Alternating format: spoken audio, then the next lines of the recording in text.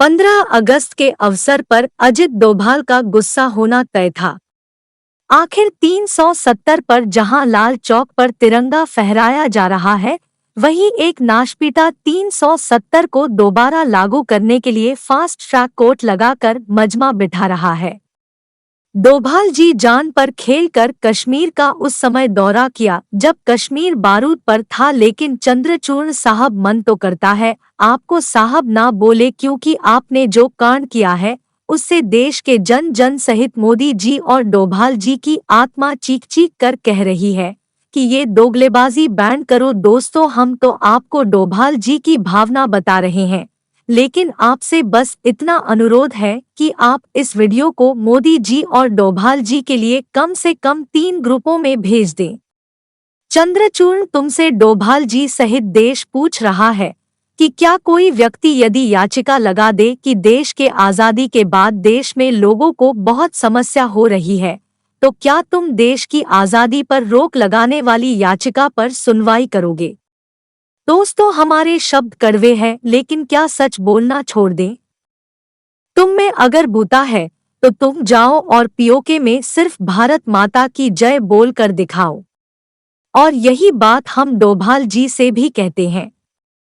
हमें पूरा विश्वास है कि तुम्हारी पतलून गिली नहीं बल्कि पीली भी हो जाएगी। अगर आपको लगता है कि हम सही कह रहे हैं, तो आप वीडियो को लाइक करके अपना वोट दर्ज कर सकते हैं। दिला दी आजादी बिना खड़क बिना ढाल, ए फला फला संत तूने कर दिया कमाल। अगर इतना कमल हुआ होता तो जो हमारे वीर शहीद हुए उनका योगदान तो खमहाई हो जाता है। लेकिन आज हम किसी और को धोने के मूड में नहीं हैं, बल्कि चैलेंज है कि जस्टिस साहब आप अपने अंदर झांक कर देखिए और पूछिए अपने दिल से कि क्या 370 पर सुनवाई के लिए आप सही कर रहे हैं। डोभाल जी ने जो किया उससे मोदी सरकार को फायदा हुआ, इसीलिए आप 370 पर सुनवाई कर रहे हैं। यदि ये राजनीतिक भावना है तो छोड़ दीजिए, क्योंकि जो जनता इस वीडियो को देख रही है वो इसे इतना शेयर करेंगी कि आप गिनती तक नहीं कर पाओगे। और यदि यह सब बात हम कर रहे हैं और आप हमें कोर्ट के कार्य में उल्लंघन के आरोप में नोटिस भेज दे तो आपकी हमारे प्रति नाइंसाफी होगी, क्योंकि कश्मीर हमारा अभिन्न अंग है और इसके लिए हम भी जान दे देंगे। और डोभाल जी जैसे सज्जन तो अपनी जान दांव पर लगा भी चुके हैं। चंद्रचूड़ जी, तुम्हारी ये हरकत को हम क्या समझे? तुमको देशद्रोही बोल नहीं सकते हैं, क्योंकि तुम तो सर्वोच्च हो, लेकिन जिस कश्मीर के लिए हमारे जवान शहीद हो रहे हैं उनकी लाश पर कलम चलाने का काम क्यों कर रहे हो? अजित डोभाल जी को शायद तुम ऐरा गैरा समझ रहे हो, नहीं तो तुम भी उनका सम्मान करते। अब एक बात और बता दूं कि यह फैसला मोदी सरकार का था और मोदी जी 330 प्लस सीटें लेकर सत्ता में बैठे हैं, यानी कि ये फैसला देश का था। तुम बताओ कि आखिर कौन सा देशवासी था जो 370 खत्म होने वाले दिन जश्न नहीं मना रहा था? क्या कुछ मुट्ठी भर लोगों को खुश करने के लिए तुमने ये सब किया? बताओ कि आखिर इस देश में रोज रेप हो रहे हैं, तुमने कितनी बार फास्ट ट्रैक कोर्ट लगाए? जब इस देश में भारत तेरे टुकड़े होंगे जैसे नारे लगाए गए तब तुम क्या कर रहे थे? तब तुमने खुद क्यों नहीं याचिका लगवाई? इतना ही न्याय प्रिया है तो बताओ कि तुमने आखिर सरतन से जुदा नारा लगाने वालों के लिए क्यों फास्ट ट्रैक कोर्ट नहीं लगाई? बताओ कि तुमने मणिपुर पर बोलकर शांत हो गए क्यों नहीं फास्ट ट्रैक कोर्ट लगाई? तुम्हें बहुत शौक है ना फास्ट ट्रैक कोर्ट का, तो बताओ फिर हम एक सवाल पूछते हैं कि कोई सरफिरा अगर तुमसे ये कहने लग जाए कि तुम अपने बाप की औलाद नहीं हो तो क्या तुम फास्ट ट्रैक कोर्ट लगाओगे? अरे शर्म करो, तुम तो ये सोच रहे होगे कि मैं तो ऐसे पद पर बैठा हूँ, यदि कोई मेरे खिलाफ बोलेगा तो यह न्याय व्यवस्था का अपमान होगा और लोग डर जाएंगे और तुम्हें जितनी आग मूतना है तुम मूतोगे। लेकिन याद रखो कि यदि इस देश में सर तन से जुदा करने वाले घूम सकते हैं, हमारी सेना पर पत्थर मारने वाले घूम सकते हैं, तो तुम्हारा विरोध करने वाले भी घूम रहे हैं। तुम खुद बताओ, क्या तुम भगवान हो? अगर भगवान मान बैठे हो तो यह तुम्हारी गलतफहमी है। तुम्हें दर्द है कि 15 अगस्त पर लाल चौक पर तिरंगा क्यों फहरा? तुम्हें दर्द है कि कश्मीर का झंडा क्यों नहीं फहरा? अरे एक बात बताओ, जब हमारी सेना पाकिस्तान को दौड़ा दौड़ा कर ठोक रही थी तो तुम्हारी उम्र कितनी थी? जब ये मामला यूएन में गया तो तुम कितना सोच सकते थे? अब सोच रहे होगे मैं तो तुम्हारा धागा खोल रही हूँ।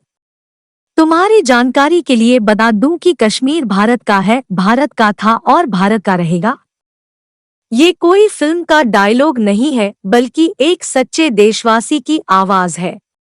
तुम जैसा कर्म कर रहे हो उससे तो ऐसा लग रहा है कि अब प्रधान न्यायाधीश का भी जनता से चुनाव कराया जाए, क्योंकि जनता सब जानती है। अगर तुमने अपने लिए वोट मांगा तो हम गारंटी से कह सकते हैं कि तुम्हें 20% वोट के भी लाले पड़ जाएंगे। खैर, डोभाल जी से तुम्हारी आज तुलना नहीं की, क्योंकि तुम्हारी तुलना उस व्यक्ति से कैसे की जा सकती है जिसने देश के लिए जान दे दी और तुम भारत के एक अभिन्न अंग को काटने में लगे हो। अब तुम कहोगे कि मैं कहाँ काट रहा हूँ, तो सुन लो, अगर तुम्हारे घर में लोग ये कहने लग जाए कि तुम अपनी बाप की औलाद नहीं हो तो क्या होगा?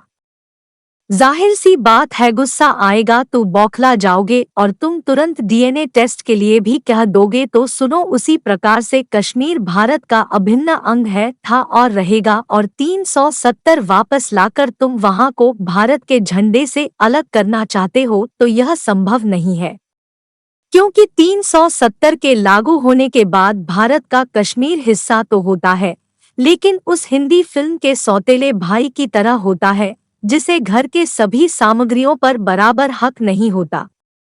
इसलिए इतनी आसान भाषा में समझाया क्योंकि तुम्हें और भाषा समझ में नहीं आती।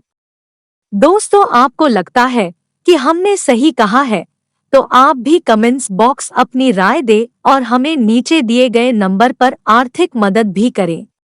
जय हिंद, जय भारत, जय श्री राम, हर हर महादेव।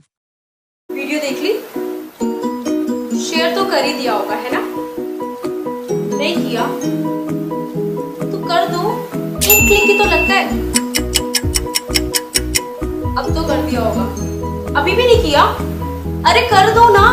और हाँ, साथ ही चैनल को सब्सक्राइब करना और बेल आइकन प्रेस करना बिल्कुल मत भूलना। ओनली न्यूज 24/7 सच की तह तक हम देते हैं सबसे सटीक खबर और हमारी खबरों को देखकर होती है देशद्रोहियों को जलन, क्योंकि ऑनलाइन मीडिया में बजता है सिर्फ हमारा ही डंका। क्योंकि भारत हो या अमेरिका, इंटरनेट पर हर कोई हमें है चुनता।